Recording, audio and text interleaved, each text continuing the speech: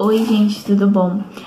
Meu nome é Karine, hoje a gente vai ter a nossa aula 3 de Química e a gente vai conversar um pouquinho sobre os modelos atômicos. Bom, a gente conversou um pouco na aula passada sobre o que é matéria, que é tudo aquilo que tem massa e ocupa um lugar no espaço. E aí, o átomo, ele é a unidade fundamental da matéria, ou seja, uma pessoa, ela é matéria porque ela tem massa e ela ocupa lugar no espaço. E além disso, ela é um conjunto de bilhões e milhões de átomos. Esse vaso de planta, ele também é matéria, porque ele tem massa e ele ocupa um lugar no espaço. E ele é um conjunto de vários átomos.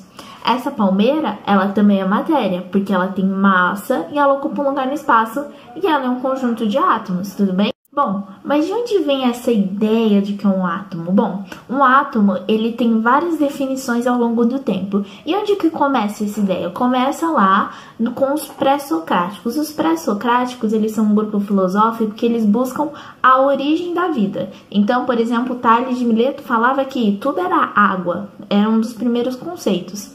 Até que surgiram dois caras chamados Leucipo e Demócrito. E aí eles pensaram assim, igual a gente. Poxa, eu tenho aqui essa pedra e aí eu vou quebrando ela. Aí eu cheguei em outro pedaço. Aí eu vou lá e quebro de novo. E eu vou quebrando, até que chegue uma partícula indivisível que eu não consigo quebrar mais. É uma lógica que eles seguiram, que é muito avançada para a época. E eles falaram, poxa, se eu chego em uma partícula que eu não consigo mais dividir, eu vou chamá-la de átomo. E esse é o primeiro conceito que a gente tem do que é um átomo. Bom, e aí em 1898 surge um cara chamado Dalton. E Dalton continua esses estudos sobre o átomo. E aí ele propõe que o átomo, ele, assim como os princípios de Leucipo e Demócrito, é uma partícula indivisível, ou seja, eu não consigo mais dividir ela, seguindo aquele princípio de que, quebrei e não consigo mais dividir, é o átomo.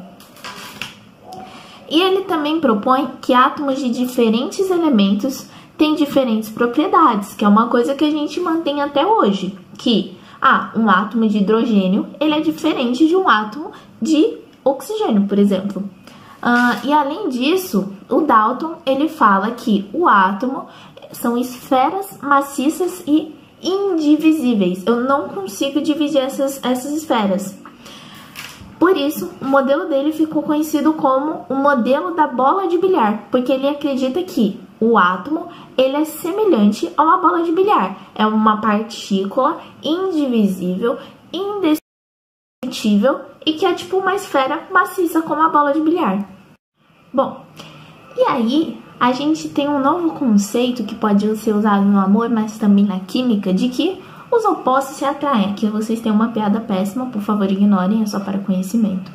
Mas os opostos se atraem, ou seja, partículas de sinais opostos, por exemplo, sinal negativo e sinal positivo, elas se atraem.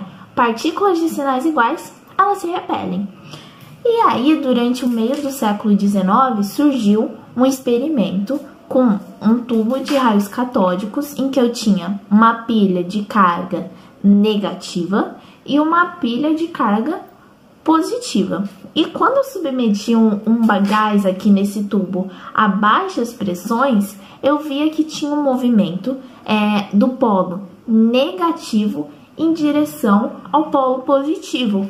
Ou seja, eu posso ver que se os opostos se atraem, essas partículas, se elas estão saindo do cara que é negativo para o cara que é positivo, quer dizer que essas partículas têm carga negativa. E Thomson observou isso. E aí ele pensou, poxa, Dalton falou para mim que o átomo, ele é uma esfera maciça indivisível. Só que aqui eu tô vendo outras partículas nesse átomo.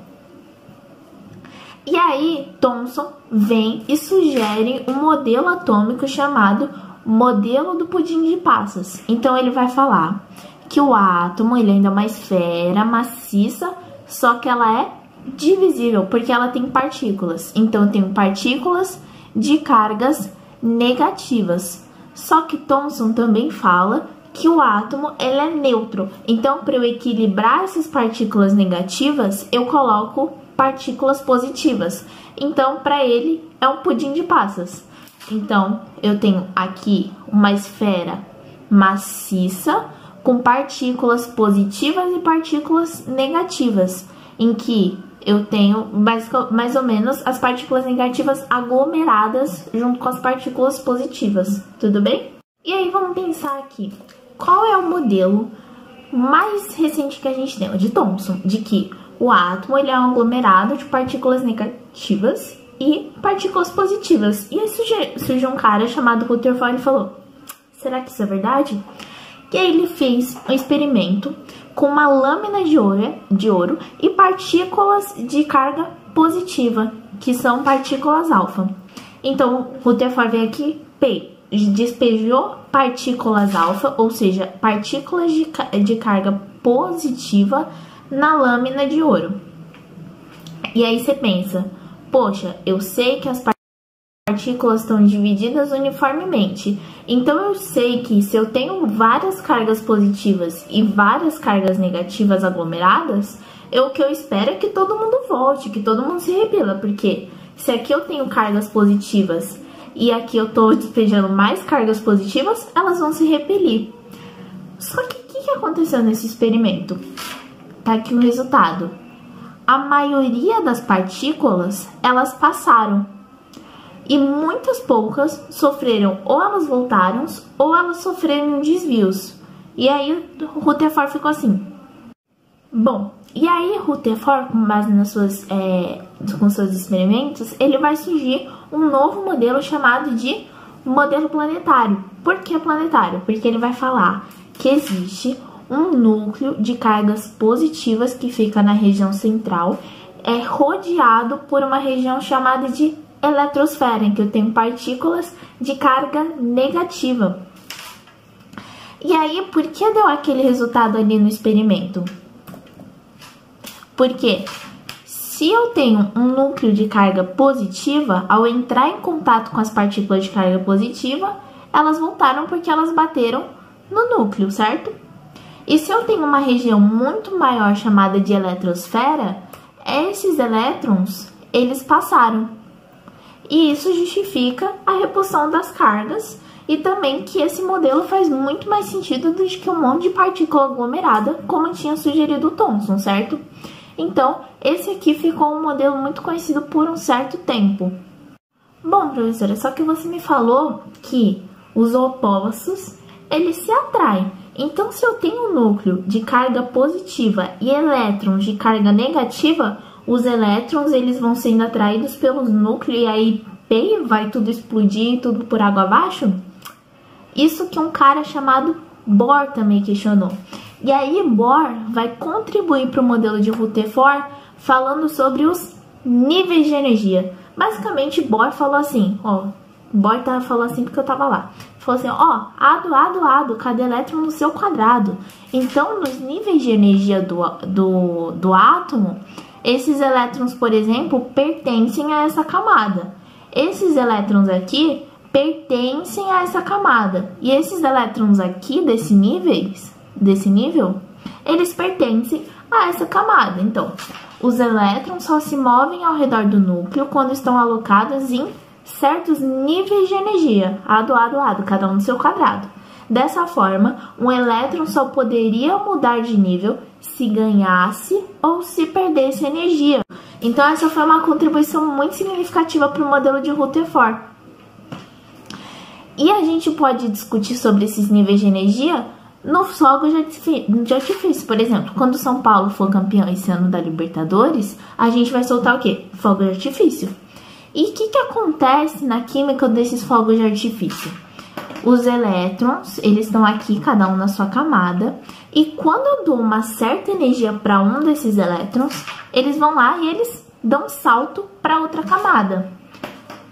Só que esse salto, ele não dura muito tempo, porque o outro nível fala assim, cara, você não pertence aqui.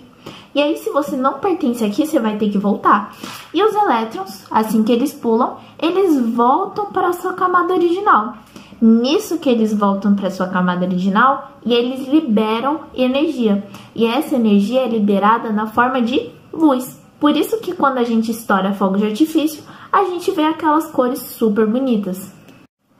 Bom, Então, considerações finais. A gente começa a discutir sobre o átomo lá na Grécia Antiga e surge dois caras chamados Leucipo e Demócrito que falam que existe uma partícula, a menor partícula da matéria, uma partícula indivisível chamada de átomo. Alguns anos depois, surge Thomson falando que o átomo ele é uma esfera maciça e indivisível, semelhante a uma bola de bilhar. Thomson questiona esse modelo porque faz um experimento e vê que existem partículas de carga negativa. E aí ele propõe o modelo do pudim de passas, que são um monte de carga positiva com várias cargas negativas tumultuadas ali. Rutherford questiona esse modelo, mostra que, na verdade, existe um núcleo de carga positiva circundada por elétrons de carga negativa, com uma região chamada eletrosfera. E Bohr faz uma contribuição para esse modelo, então o mais aceito é conhecido como Rutherford-Bohr, porque ele sugere os níveis de energia. Então o elétron ele ganha energia, sai da sua camada para outra camada, só que como ele não pertence àquela camada, ele retorna. E a energia que ele ganhou, ele libera em forma de luz. Então a gente vê as cores nos fogos de artifício, por exemplo. Bom, gente, então é isso. Espero que vocês tenham entendido. Se vocês não entenderam alguma coisa, vocês podem tirar dúvidas com a gente pelo WhatsApp, mandar alguma mensagem, porque a gente está sempre pronto para atendê-los. Fiquem em casa, se possível, e beijo. Tchau!